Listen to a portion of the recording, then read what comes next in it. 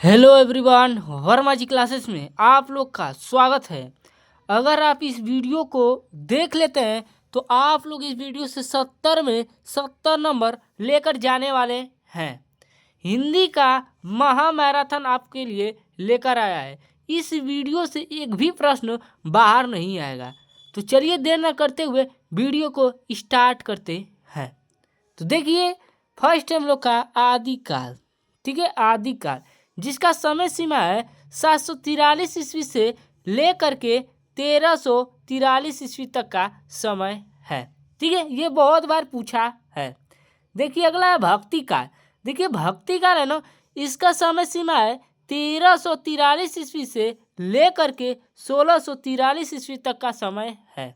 ठीक है, और देखिए अगला है रीतिकाल। देखिए जो रीतिकाल है ना, इसका समय है 1643 ईस्वी से लेकर के 1843 ईस्वी तक का समय है। ठीक है, तो ये तीन जो समय सीमा है ये बहुत मोस्ट इम्पोर्टेंट है। ठीक है, और आगे भी मोस्ट इम्पोर्टेंट ही मैंने क्वेश्चन लेकर आया था। देखिए आधुनिक काल, तो जो आधुनिक काल है ना, इसका समय सीमा है 1843 से लेकर के, ठीक है, वर्तमान तक यानी प्रेजेंट टाइम तक। ठीक है, अगला है भारतेंदु युग। देखिए जो भारतेंदु युग है ना, इसका समय सीमा है 1857 से लेकर के 1900 ईस्वी तक का है। ठीक है, अगला है द्विवेदी युग। तो देखिए द्विवेदी युग का समय क्या है, 1900 ईस्वी से लेकर के 1918 ईस्वी तक का समय है। तो चलिए आगे चलते हैं। तो देखिए अगला है क्षयवादी युग। तो देखिए जो क्षयवादी युग है ना, इसका समय है 1918 से लेकर के 1938 ईस्वी तक का समय है। ठीक है, अगला आता है क्षयदोत्तर युग। ठीक है, इसका समय है 1938 से लेकर के 1900, देखिए अब 43 करिए, 1943 ईस्वी तक का है। ठीक है, आगे देख लीजिए। अगला आता है प्रगतिवादी युग। प्रगतिवादी युग जिसका समय सीमा है 1947 ईस्वी तक का समय है। ठीक है, तो देख लीजिए यहाँ से आप लोग का एक ना एक प्रश्न देखने को मिलेगा। देखिए हिंदी में प्रथम, ठीक है, तो देखिए अगला हम लोग का हिंदी की प्रथम उपन्यास जो कि क्या है, परीक्षा गुरु है। ठीक है, और इसकी रचना किन्होंने की है, तो लाला श्रीनिवास दास ने की है। किसने की है, लाला श्रीनिवास दास। ठीक है, लाला श्रीनिवास दास, ठीक है, उन्होंने की है। ठीक है, यानी लाला श्रीनिवास दास ने परीक्षा गुरु की रचना की है, जो कि प्रथम उपन्यास है हिंदी का। ठीक है, हिंदी की प्रथम कहानी कौन सी है, तो इंदुमती है। ठीक है, तो इसके देखिए इसके रचनाकार कौन है, तो किशोरीलाल गोस्वामी है। इसको नोट कर लीजिए, किशोरीलाल गोस्वामी है। ठीक है, अगला आता है खड़ी बोली। ठीक है, खड़ी बोली का प्रथम महाकाव्य, ठीक है, कौन है, प्रिय प्रवास है। ठीक है, क्या है, प्रिय प्रवास है। इसको नोट कर लीजिए, इसके लेखक हैं अयोध्या सिंह उपाध्याय। ठीक है, हरिशोध है। तो देखिए अगला है हिंदी के प्रथम नाटक जो कि नहुस है, और इसकी रचना गोपाल चंद्र गिरधर दास ने की है। ठीक है, तो चलिए अगला देख लेते हैं मोतीराम की रचना जो कि मोस्ट इंपोर्टेंट है। ठीक है, तो देख लीजिए,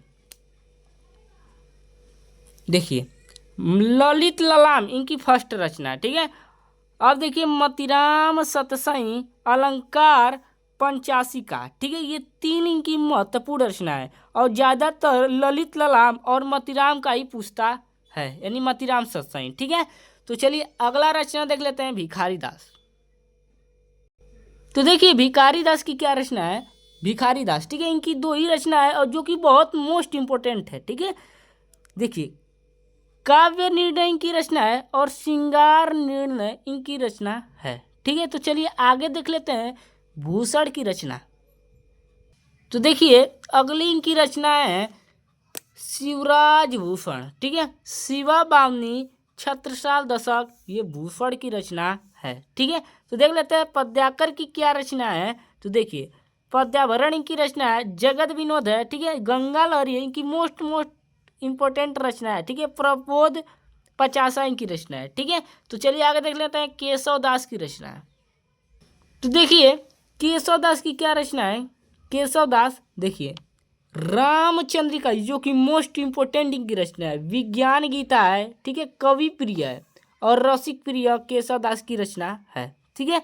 तो देख लिया धनानंद, घनानंद की क्या रचना है, देखिए सुजानहित है, प्रबंध है, ठीक है, और वियोग वेली इनकी रचना है, ठीक है। तो ज़्यादातर सुजानहित का ही पूछता है, ठीक है। तो देख लीजिए अगला देव की रचना। तो देखिए देव की रचना देख लीजिए, देखिए देव की क्या रचना है। तो देखिए प्रेम तरंग इनकी एक एक रचना है, बहुत मोस्ट इम्पोर्टेंट है, ठीक है।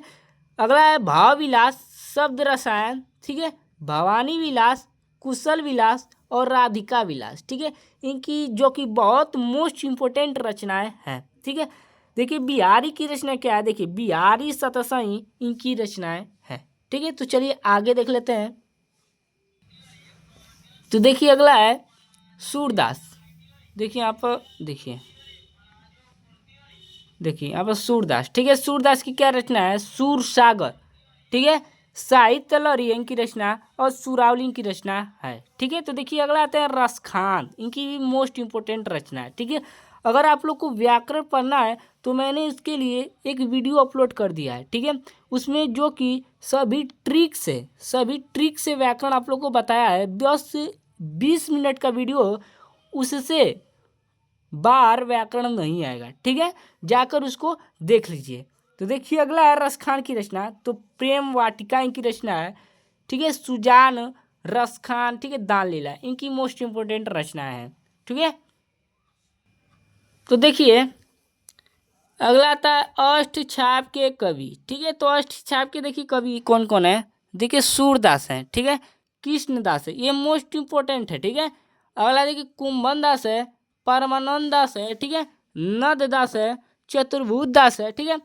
अगला देख लीजिए छित स्वामी और गोविंद स्वामी है, ठीक है। तो चलिए आगे देख लेते हैं। देखिए तुलसीदास की क्या रचना, देखिए रामचरितमानस की रचना है, ठीक है, विनय पत्रिका, कवितावली है जो कि हर बार ये सब पूछे जाते हैं, ठीक है, गीतावली है, जानकी मंगल है, ठीक है, पार्वती मंगल है, ठीक है। तो चलिए आगे देख लेते हैं मुंशी प्रेमचंद जी की रचना।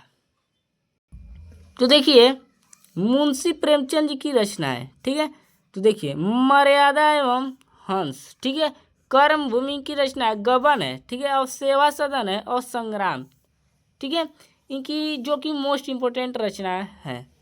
अगर मैंने हिंदी साहित्य के 3 वीडियो अपलोड कर दिए, आप उसको जाकर देख लीजिए, उससे बाहर कोई भी क्वेश्चन नहीं आएगा, ठीक है। अगर आप लोग को निबंध देखना है तो निबंध का भी वीडियो मैंने अपलोड कर दिया, ठीक है, और मैंने 2-3 मोस्ट इम्पोर्टेंट निबंध भी अपलोड किया, ठीक है, उसको जाकर देख लीजिए, उससे बाहर नहीं आएगा। तो वीडियो पसंद आई हो तो चैनल को लाइक कर दीजिए। तब तक के लिए धन्यवाद।